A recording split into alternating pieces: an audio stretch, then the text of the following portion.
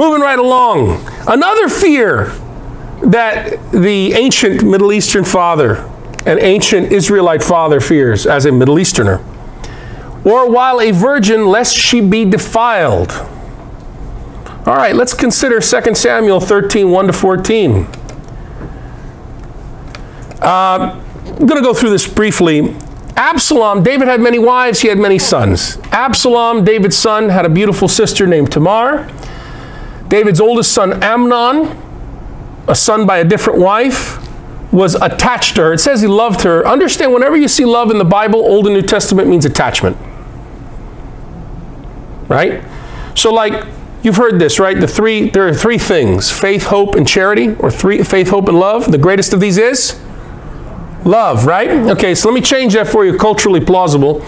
There are three things. Loyalty, think The Godfather. Put all the eggs in one basket, and attachment, or group attachment. And the greatest of these is group attachment. Okay? So anyway, in a very bad way, David's son, Amnon, is attached to his half-sister, Tamar.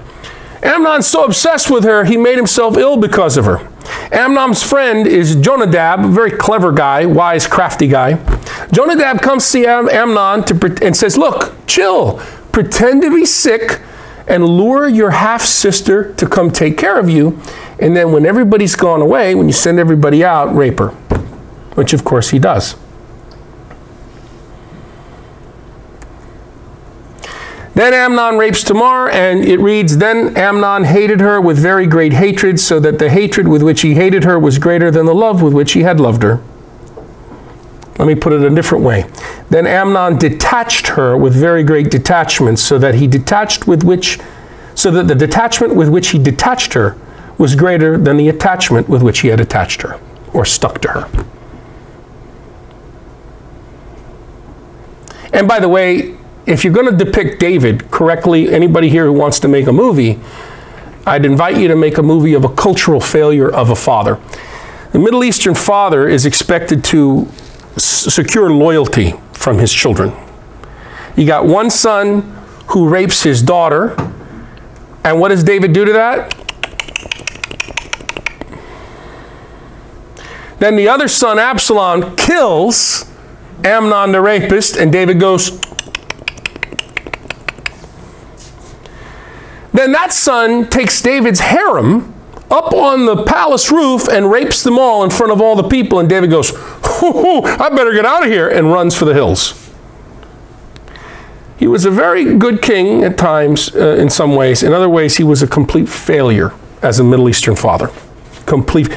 By the way, the story of the prodigal son, right, which we read last week, Saturday morning mass, right? That's a cultural failure of a father too. Your son comes to you in the Middle East, first century comes to you and says, in some places still today in the middle, not everywhere, comes to you and says, I want my inheritance. What are you saying to your father? I want you dead. I want you dead, Julie do. Absolutely. And what should a Middle Eastern father 2,000 years ago, and in many places today, do on the spot? Kill him on the spot.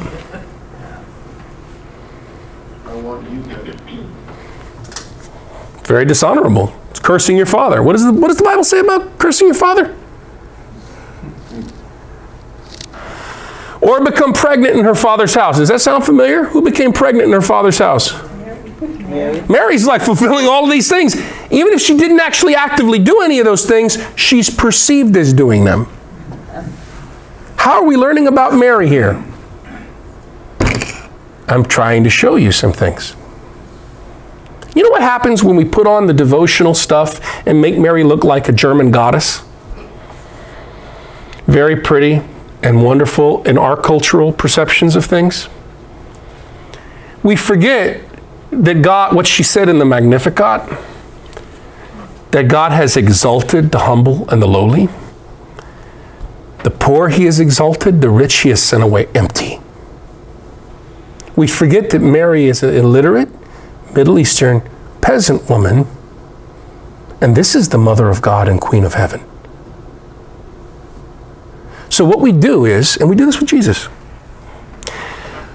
we commit identity theft on Jesus and the saints, And we say we love Jesus and Mary and the saints, and what we do is we take the name Jesus, Mary, and the saints' names, and we put in our own cultural gods, our idols.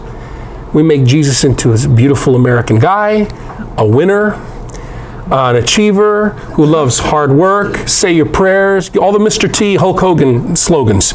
Say your prayers, eat your vitamins, stay in school, all that stuff, right? So what are we worshiping? Worshiping Jesus, or are we worshiping Americana? You tell me. So that happened to all those things. See, that happened to the Blessed Mother. Didn't that happen to Mary? So she was shamed, brought shame to her family.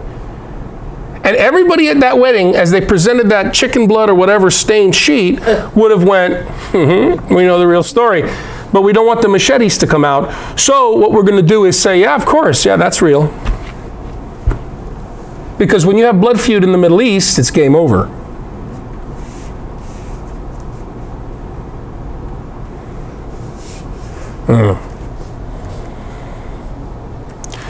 Or having a husband that she prove unfaithful, or though married, lest she be barren, 5 and 6. Let me ask you, in all of these 6 worries that keeps an ancient Israelite father awake at night, who exactly is he worried about? Is he worried about his daughter? He's worried about his honor. Yeah. All of this has to do with his honor, his reputation. He's not really worried about his child. That might be surprising to you. So I'm going to give you a little test to see how surprising it is. Little thought experiment. I want you to answer, try to be for a moment, okay, even if you are a woman in here, try to be a man for a moment. Just pretend. I'm going to give you a little test. I'm going to give you, and I want the first answer that comes to your mind to just, that be your answer, okay? Your gut reaction. All right. Your house is burning down. Your house is burning down. All right? You can only carry one member of your family to safety. Hold on. Let me give the people first of all. Yeah. How many people are in there? You're already there. All right. You got son, daughter. You got wife. We're going to say it's a man. Okay. Wife, husband, mother, and father. Who is the one you can only carry one out? What's the order that you would carry them out in? How many people say son? I love your honesty. How many say daughter? How many say mom? Wife. Wife? Wife. Those are great American answers. They're wonderful. Yeah. Can I answer? Yes, please. Same story. We heard it from the Middle East. I heard it from ancient, how it used to be. They used to tell their sons and daughters, mostly the sons, right, when they get married, like before they get married, to prepare them. They say, let's say there's a fire in the house and you have your children, your wife and your parent. Okay, I don't remember two parent or one. And who would you help? And they were taught that sons you always can have more children. Wives you always can marry. Yeah. That's the ancient. That's not this, Right. So you don't get another father or mother. The only dad you have or your parents. Sure. So that's how they were taught. So when they get married and they have their own family, they support for them to always care for their parents. Right. And take care of them and look up for them. That's the culturally plausible answer. Yeah. Thomas Aquinas is given the same question.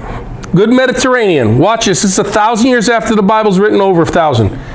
Died in 1274. St. Thomas Aquinas says, Doctor of the Catholic Church, you must save father first, mother second, wife third, children last. Children last. Which we always think about our children first, but that's not how. That's a test to see how far you've been westernized. Yeah. If you put your children first, by the way, there's no right or wrong answer here. I got news for you. Yes, there is, children. No, that's not the right answer necessarily. There's no right or wrong answer, American people. and stay 5 minutes in this culture like the Borg, you will be assimilated.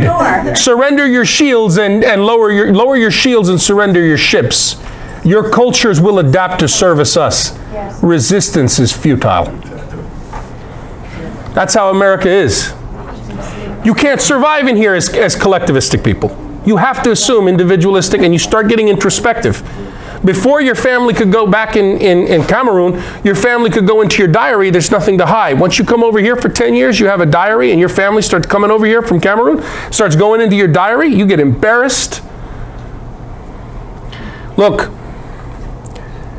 culture shapes how we can perceive, how we can interpret, how we can experience and think about reality.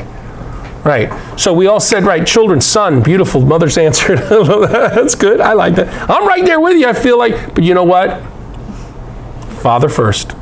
Mother. Now, many Middle Eastern people, if they were boys, would say, Mom! Like fast. That's the psychological, not the culturally accurate answer. Why? Because the strongest psychological bond in the Middle East, then and now, is between mother and firstborn son. Remember also that the son is her social security in the ancient Middle East, her social security in the ancient world. Sorry. She has to produce a son. Okay? Another thing is, oh, by the way, there's only one relationship that rivals mother and firstborn son. And that's sister and brother. And it's very strong bond. By the way, if Jesus was very close to Mary Magdalene, their relationship was probably like a brother and sister like that. That's an interesting way to think about it. Okay, by the way, what's the weakest emotional bond in the Middle East? Less westernized, okay?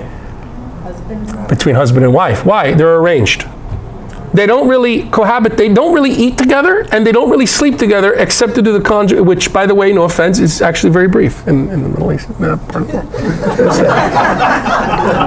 I'll leave it. I'm not saying everyone, westernized, different. I don't know. I'm just saying, you know, take that, T.O.B. Okay, so here we go.